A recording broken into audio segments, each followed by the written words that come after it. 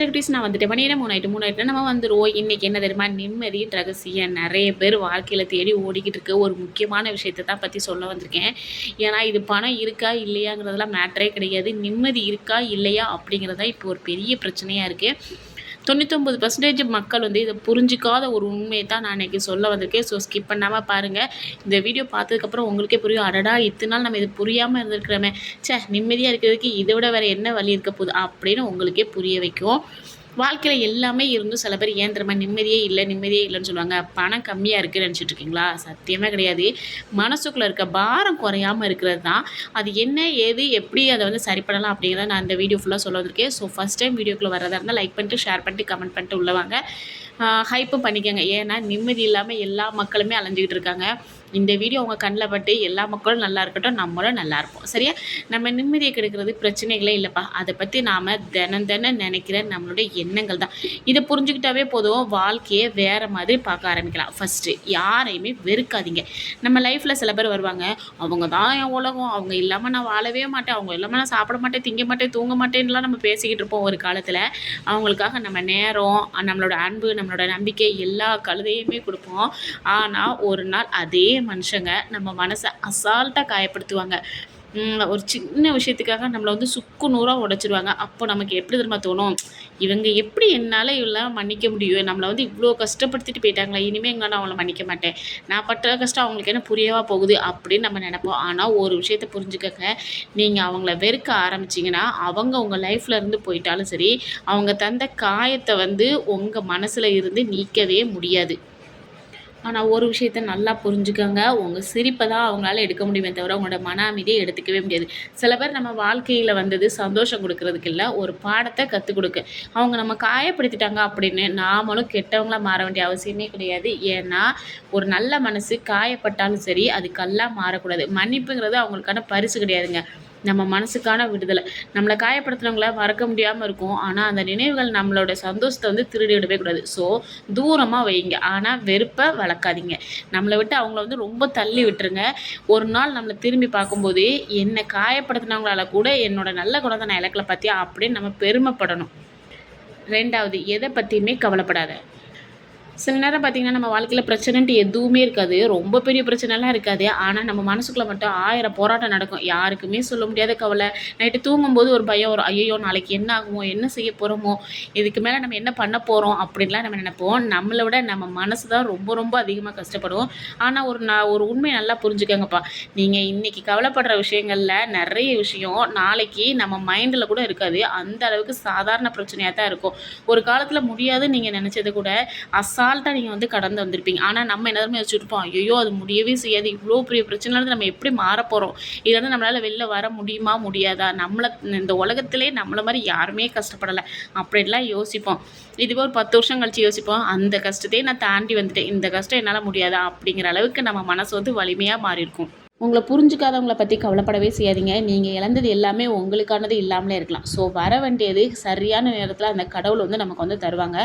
சில நேரம் கதவு மூடப்படும்போது நமக்கு வந்து வலி வரும். ஆனால் அதே நேரம் வேற ஒரு நல்ல வழியில் திறக்கப்படலாம் இல்லையா? ஸோ இன்றைக்கி நீங்கள் ஒரு நல்ல முடிவு எடுங்க. என்ன நடந்தாலும் சரி, நான் உடஞ்சி போகவே மாட்டேன்.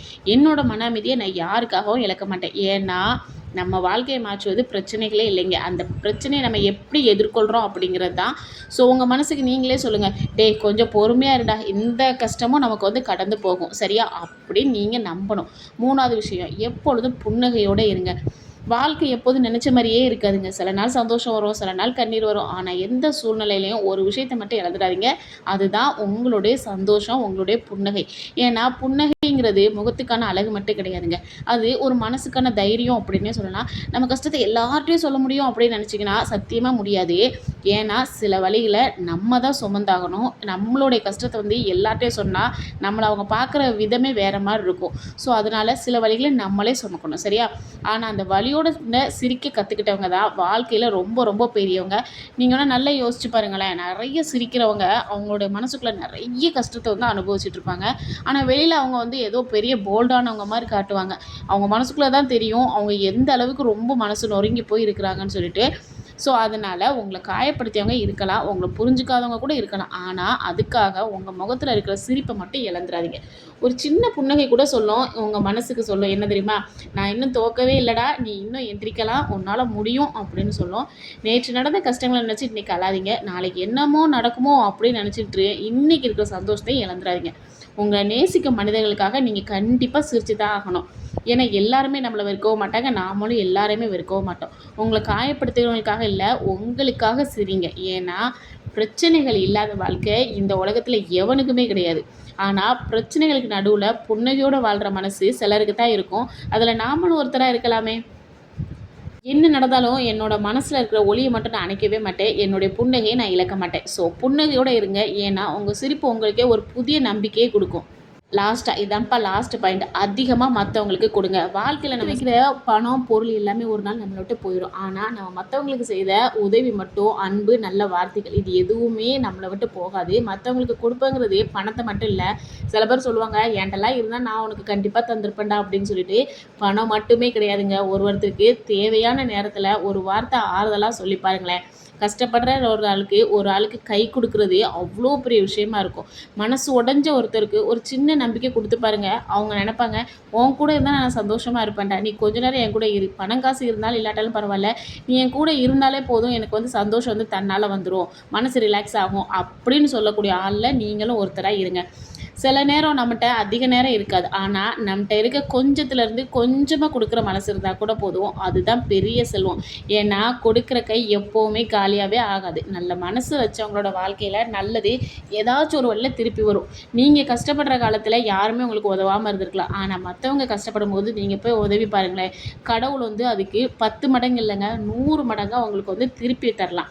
ஸோ யாராவது நம்ம உதவியை மறந்துட்டாங்க, நம்ம செஞ்சதை அவங்க சொல்லி காட்டவே இல்லை அப்படின்னு நீங்கள் நினைக்காம, நீங்கள் கொடுக்குற கையாக இருங்க, வாங்குகிற கையாக இருக்காதீங்க எப்போவுமே. நான் சொல்கிறது பணத்தை இல்லை, மனசை, சந்தோஷத்தை, மற்றவங்களுக்கு ஆறுதல் சொல்கிறத, இதைத்தான் சொல்லிட்டு இருக்கேன். உடனே நீங்கள் எல்லோரும் சொல்ல வந்துடுவீங்க, என்கிட்ட பணம் இருந்தால் நான் கொடுத்துருக்க மாட்டேனான்னு சொல்லிட்டு. பணம் பெரிய விஷயமே இல்லை. பணம் இருக்கிறவங்க எல்லாருமே நிம்மதியாக இருக்கானா அப்படின்னு பார்த்தீங்கன்னா 100ல் 99% பேர் கண்டிப்பாக நிம்மதி இல்லாமல் தான் இருப்பானுங்க. ஆனால் அவங்கள்ட்ட பணம் கொட்டி போயிருக்கும்.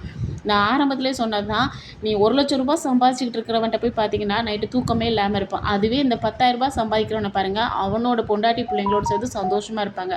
ஸோ நிம்மதிங்கிறது நம்ம கையில் தான் இருக்க தவிர அடுத்தவங்க கையில் இல்லை.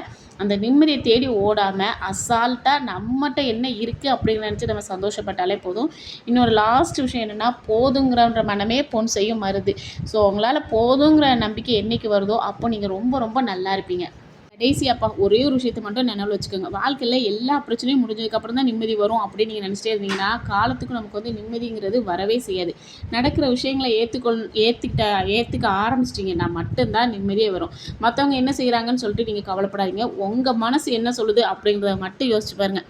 நம்மகிட்ட இருக்கிறத மட்டும் நீங்கள் மதிக்க பாருங்கள். அப்புறம் இல்லாத நினச்சி வருத்தப்படுறது குறைஞ்சிரும். ஸோ இன்றைக்கே ஒரு முடிவு எடுக்கிறோம், சரியா? என்னோடய சப்ஸ்கிரைப் எல்லாருமே சேர்ந்து இன்றைக்கி ஒரு முடிவு எடுக்கிறீங்க. என்னோடய நிம்மதியை யாருக்காகவும் நான் இழக்க மாட்டேன். என் மனசை நானே பாதுகாத்துக்கொள்வேன், சரியா? இந்த வார்த்தையை நீங்கள் என்னுடைய கமெண்ட்டில் சொல்லுங்கள். ஏன்னா இந்த பிரபஞ்சங்கிறது நான் ஆரம்பத்திலே சொல்லியிருக்கேன், நீங்கள் எதை கொடுக்குறீங்களோ அது கண்டிப்பாக உங்களுக்கு திரும்ப கொடுக்கும். நீங்கள் சந்தோஷமாக இருக்கிறேன் நீங்கள் சொல்லி பாருங்கள், கண்டிப்பாக உங்களுக்கு சந்தோஷமாக இருக்கும். இல்லை நீங்கள் கஷ்டப்படுறேன்னு சொன்னீங்கன்னா உங்களுக்கு கஷ்டத்தை கொடுக்கும். ஸோ நீங்கள் இனிமேல் என்ன சொல்லணும், என்னுடைய நிம்மதியை நான் யாருக்காகவும் இழக்க மாட்டேன், நான் சந்தோஷமாக இருக்கேன் அப்படின்னு சொல்லிட்டு கமெண்ட்டில் சொல்லிட்டு போங்க. என்னோடய வீடியோ பிடிச்சா லைக் பண்ணுங்கள், ஷேர் பண்ணுங்கள், கமெண்ட் பண்ணுங்கள், சப்ஸ்கிரைப் பண்ணுங்கள். இதே மாதிரி நிம்மதியே இல்லை அப்படின்னு உங்களுக்கு தெரிஞ்ச உங்களுடைய செல்லக்குட்டிஸ் எல்லாருக்குமே இந்த வீடியோ ஷேர் பண்ணுங்கள், சரிங்களா? அப்புறம் எப்பவும் போல் நான் டேக் பண்ணியிருக்கிற பொருள் நான் வீட்டுக்காக வாங்குகிற பொருள் தான். உங்களுக்கு அதில் ஏதாவது யூஸ்ஃபுல்லாக இருந்துச்சுன்னா நீங்கள் கண்டிப்பாக அதையும் வாங்கிக்கோங்க. இதே மாதிரி நான் இன்னொரு வீடியோவில் நான் உங்களை சந்திக்கிறேன். அது வரைக்கும் டாடா, பைமா.